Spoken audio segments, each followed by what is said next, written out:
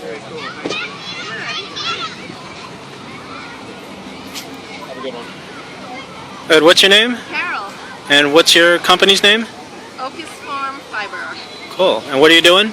I'm spinning. Exactly. Right now I'm spinning mohair, and I'm making it into yarn.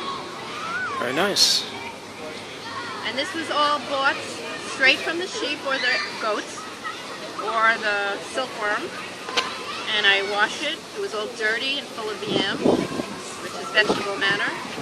And after I wash it, I then dye it, and then I get to spin it, and then I get to wash it again or fry Right. it, and then I get to sell it. And what do you dye it with? I actually try to use a lot of natural dyes. I just dyed with black walnuts last week. It was Okay. fun. I wish I had a sample here because the color came out amazing.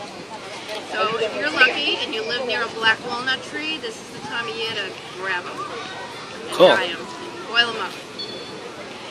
And I also use acid dyes. I'm sorry, what was Acid dyes. acid dye? Sure. Okay.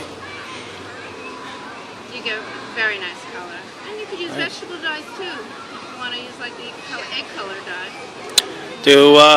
Do yarn, what do I call it? Yarn makers or yarn spinners? Spinner. Spinners. So do spinners still, are snails still used? Like I heard in like Roman times, snails were used for purple or certain Maybe. things. I Yeah. haven't tried that yet.